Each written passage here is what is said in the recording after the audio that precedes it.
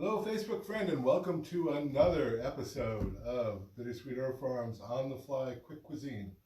I'm Dave Wallace, and I'm the owner of Bittersweet Herb Farm, and I will be cooking for you today. So, first thing I have to admit that I had a pretty disastrous morning this morning. I decided to cook. We're doing bhajis today, a shallot bhaji actually, and I decided to do a test batch first. Well, it calls for chickpea flour. I didn't have enough chickpea flour to do two batches, so I said, I like tapioca flour. I'll try that. Well, tapioca flour is great as a thickener if you're trying to thicken up a sauce or a gravy or a stew or something like that. But to use it to make a batter for these bhajis, no, did not work. I ended up with something that you probably could use to patch some holes in your wall. It was really thick and gummy, but not to be deterred, I said, I'll try it anyhow. So the first thing that happened was when I dropped it into the deep fat, it splattered all over the place, and I had little white burning dots all over my arms. The second thing was while it got crispy on the outside, it was gummy and chewy on the inside. But again, that did not deter me from eating several of them.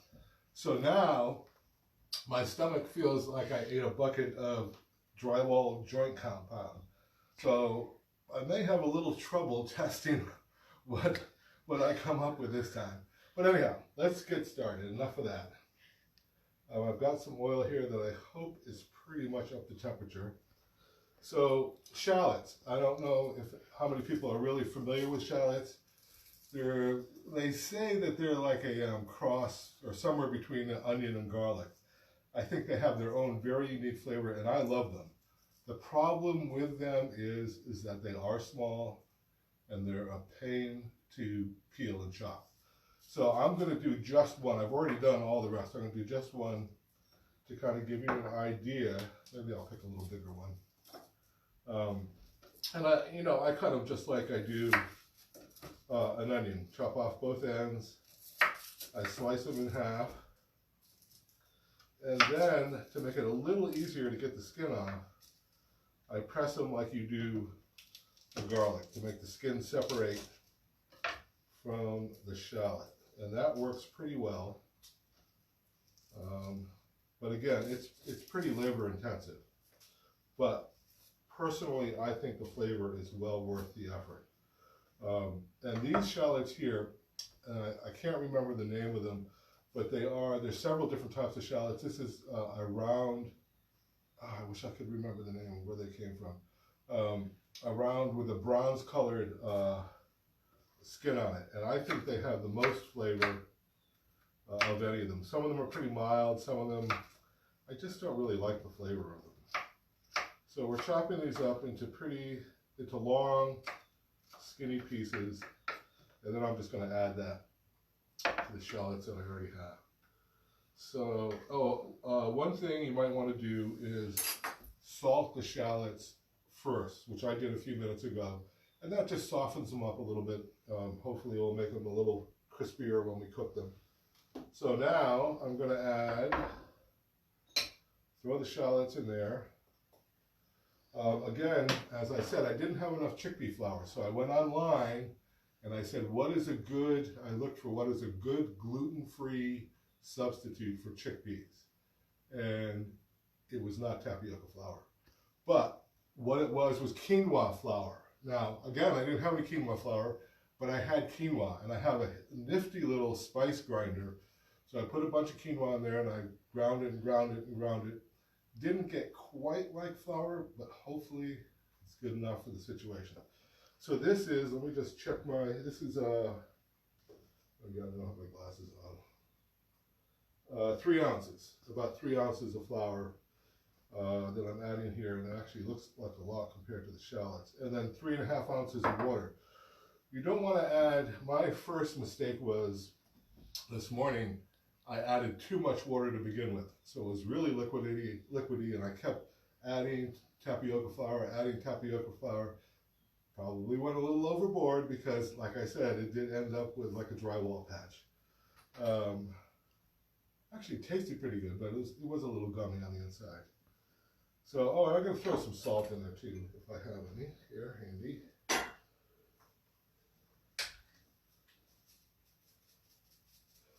And again, you can salt to taste. There is some salt on the shallot, so I'm not going to put quite as much as I normally would in there. Southwest. Oh God! Fortunately, I have an angel behind the camera, to remind me of all the things that I forget. So, this is the important part. Our Bittersweet Herb Farm Southwest Picante seasoning. So these are going to be a little spicy. The batch I made this morning, I put a heaping tablespoon in, and it was not really all that hot. So I'm going to add a little bit more. You might find it, I mean, I eat a lot of spicy food. You might find it a little spicier than I did. So I'm going to add most of this water and see what kind of mixture we end up with here.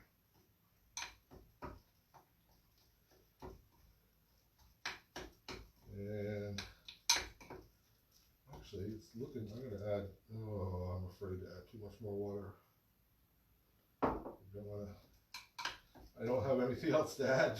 If I get it too watery, I'll have to find some, oh, almond flour. I do have almond flour and I can use that.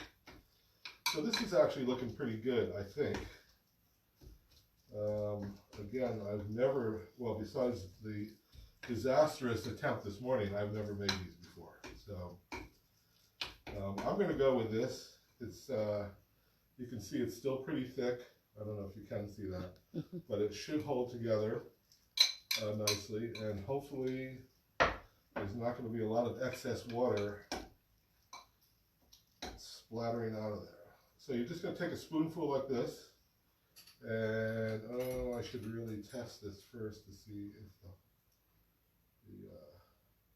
the oil is still hot enough. And I'm going to turn it up just a little bit, but oh no, it's hot. Okay. So then you just want to take a spoonful and gently work it into the hot oil. And actually those are cooking very nicely. I'm going to make them a little smaller, just so it cooks a little quicker. The recipe that we're going to put up on the page is about twice what I've done here. Because this actually is not going to make a whole lot of them.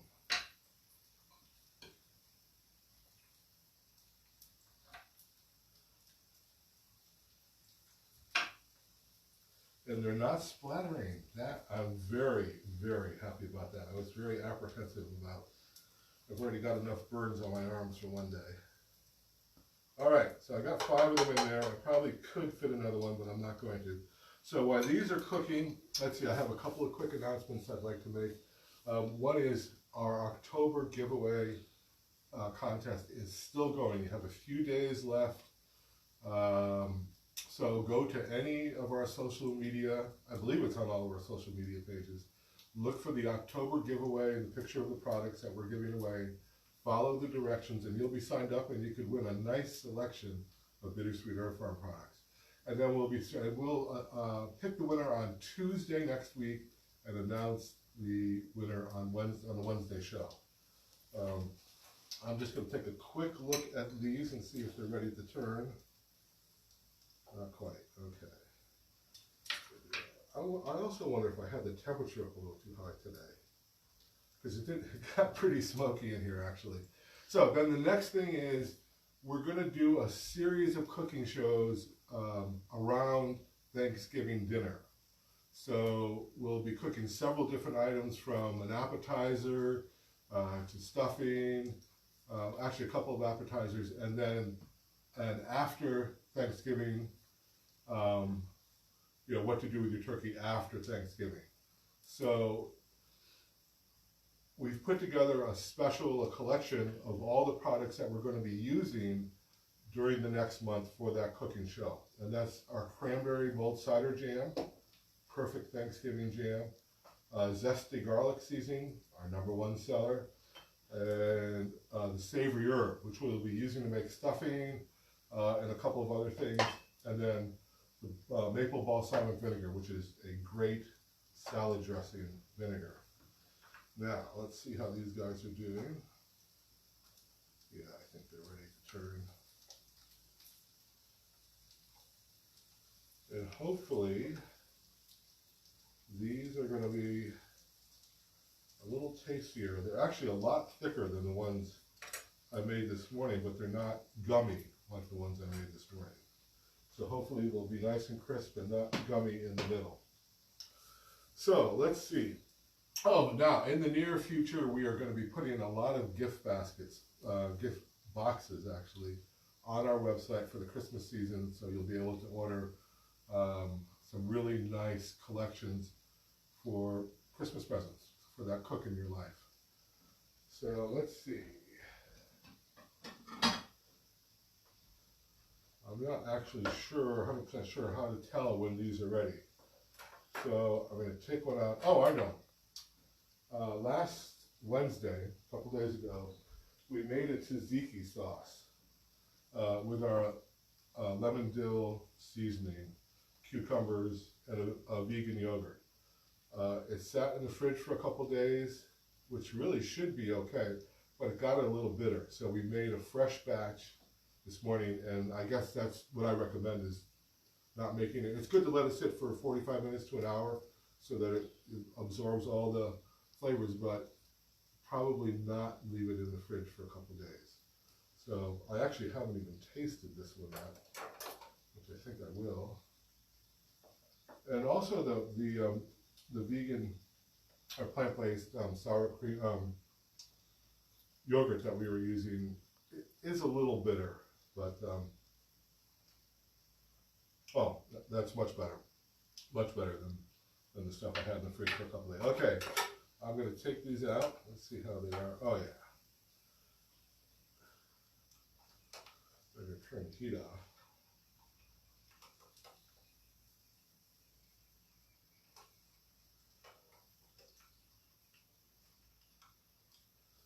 And these are looking totally different than the ones I made this morning. So I'm optimistic that they're going to be quite a bit better. And I'm going to move this oil so I don't spill it on myself. And I'm going to try one of these little guys.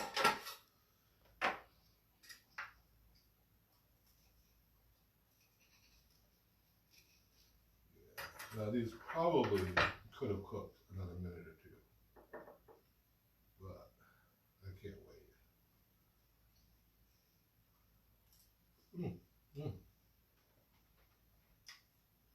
Oh, it's like night and day. Wow. Oh, those are tasty and they have a nice, oh, actually, they're pretty spicy. So maybe you want to back up a little bit on the Southwest. I mean, they're just right for me, but they are pretty spicy. So, yeah, a great appetizer, or you could actually make a main meal out of it. All right, that's it for today. I don't think I have anything else to tell you. Share. Oh, yeah, of course. So if you enjoyed this, you would really help us out if you just hit that share button and let your friends see this video as well. We're a very small family-owned company in the Western Berkshires, and you could really help us get the word out if you just hit that share button. All right, thanks so much for watching. Have a great weekend. Goodbye.